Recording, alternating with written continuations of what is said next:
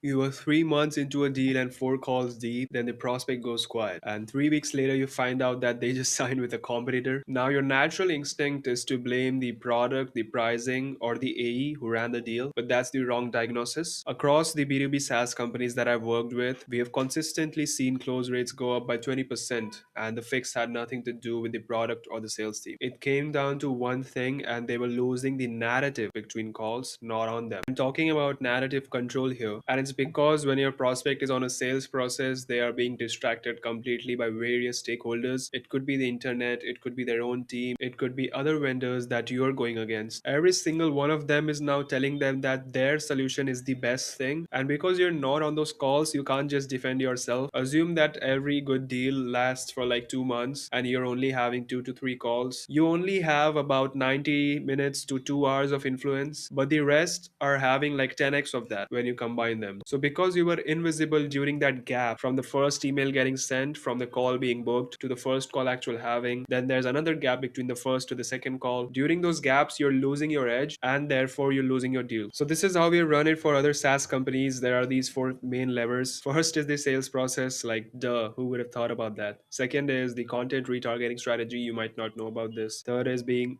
omnipresent across everywhere in the internet. Fourth is email and SMS nurture. These are the four main levels through which you can increase your close rates by 20 to 30%. And I have proof, I have receipts, so I'll just show it to you later. I remember how I told you that there are these multiple vendors, there are internal stakeholders, external stakeholders. They are all going to come up with their own shit. So you need to plant seeds early. An agency will say that your software is just too slow to set up, there's too much of a learning curve and all that stuff. You need to anticipate those objections and just preload them in the first call itself, so that when that call happens and when they say that, then your customer already has those ammunitions and they can just say, okay, but isn't that software scalable, for example, right? This is how you're countering them even when you're not there in the call. These are all the basics, right, for sales.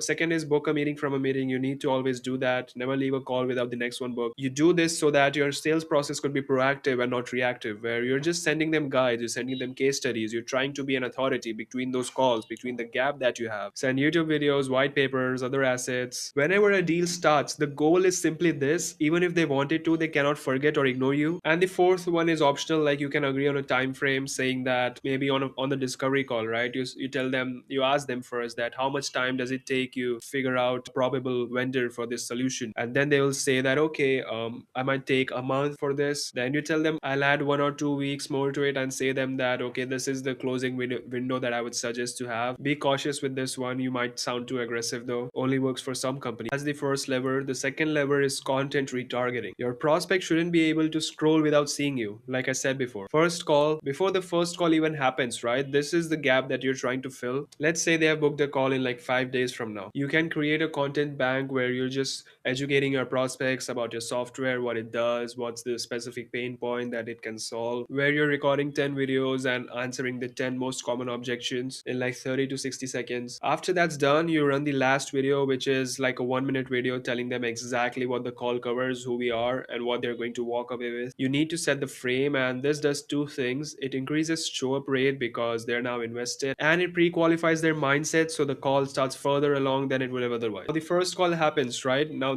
what about the gap between the first call and the second call? Because this is a really crucial period and they are already comparing you against multiple vendors. So hit them with ROI content. You hit them with an insider walkthrough content. Just show your software inside and solve one exact problem through a feature or a workflow, whatever it would be. And then build trust by sharing testimonials and case studies. They should see these ads at least like 15 to 20 times before they hop on a second call. And everything should run on all platforms, Google, Meta, and LinkedIn. It doesn't cost much. Then if there's a third call, then you need to build trust until there's no doubt left. Now it's all about closing, right? So flood this with social proof, more case studies, more testimonials. Have you been featured in a podcast? Do you have a YouTube video which did well? Or do you have a thought leadership piece which did well? Just look more authoritative and just build more proof, more social proof. Trust, trust, trust. Now the third lever is being omnipresent, obviously because the prospects are doing their own due diligence, right? You need to be present everywhere and not in a negative way. So the important platforms are these. Instagram really helps up with SEO. It can just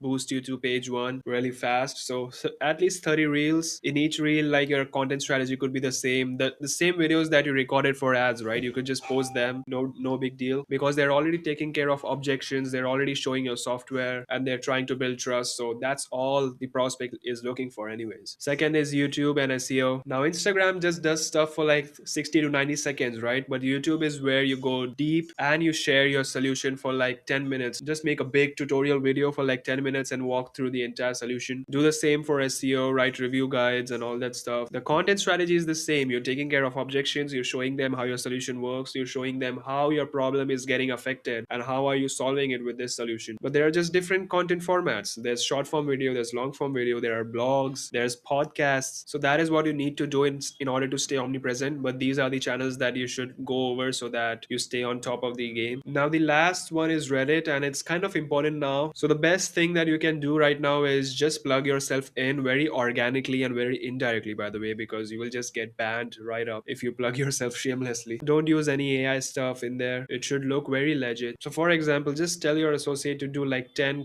comments a day for like the next 10 days, and that should be good enough. Only in relevant and most important discussions, right? So just Google it, just find the most common threads, most active threads, and stay there, because the prospect is going to do the same, right? They're only going to Google it and see at the most active threads, and if you're there, you're good. The goal is to make sure that wherever your prospect looks, you're already there. Now the last is the email and SMS sequence. You don't need to spam them in any way. You can run one email a day, and if you think that's spam, then it's not. You obviously have to lower the frequency as you go further in the buying cycle, but at the very start, the prospect is actively looking for a solution and they just want all the info they can gather. Later you can run like 3 to 2 emails a week or even one a week, but every email should be valuable. The same thing again, ROIs, case studies, value based content, because email and retargeting ads aren't separate tracks. The goal is to just appear on as many surfaces as you want, as you can appear on, and not be a jerk at the same time. You're trying to provide value every time. You're not spamming. It is not called spamming. Now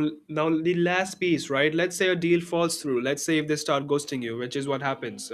Most people don't say no to you. Keep running everything like indefinitely, but the frequency should be really low so you're not spending as much because it's not an active deal. And when you do that on a very low frequency, it costs almost nothing. So let's say you can run ads for like 2 times every 2 weeks. They just make sure that they see 2 of your ads every 2 weeks, and let's say they get 2 emails every month. You do this because it costs significantly more to lose that prospect to a competitor who stayed present when you did it. And trust me when I say that it costs almost nothing. It won't even cost you $1 to keep that prospect in that entire sequence. So very simple. First you do jab, jab, jab, and then you throw a hook through a direct response sequence. So the jabs are all value first, not salesy at all. You're just trying to provide value, educating them, giving them insights, and not talking about your brand and your customers as much. Then you throw a direct response sequence where you're giving them an offer and asking them to book a call again so that you can get started. And if they don't book a call, then they are not ready. You just have to run that content sequence again. If they're not in the market right now, that doesn't mean that they won't forever. So when they do, they will remember you, because no one is doing this at all. Now, simple maths. Now, let's say you had a 20% close rate, a really good number as well, right? But you want to increase it to 25%. This is a 25% jump from 20%. So it lies exactly between the 20 to 30 range that I was talking about. If you're closing 2.4 million a year, you will close 3 million at a 25% close rate. That's one extra deal a month if your ACV is at 50K. And the same thing applies for product led companies, where if you don't have a sales team at all and you just want to drive your signups, you do the exact thing. You run the exact system. But instead of asking for a sales call, you ask to sign up for the product. The results will look like this. It could be any number for you, but just assume that you increase your close rates by 25%. And if you do that, how would that look like for you? Run the numbers and see for yourself. Here are some key takeaways. You can take a screenshot if you want to. And if you want us to do this for you, then we'll be happy to do it, because we also run a 60-day profitability guarantee. If I don't run ads for you in the next 60 days profitably, then you'll just get our retainers back. We have brought in big players through our funnel like Bravo, Deal, Perplexity, Lovable, US Bank of America, Citi, and SaaSTR. Like here are the screenshots. You can just take a look at it by yourself. There's Perplexity, there's Lovable, there's SaaSTR, here's Deal and Bravo. So just go to our website and book a call. I'll see you there.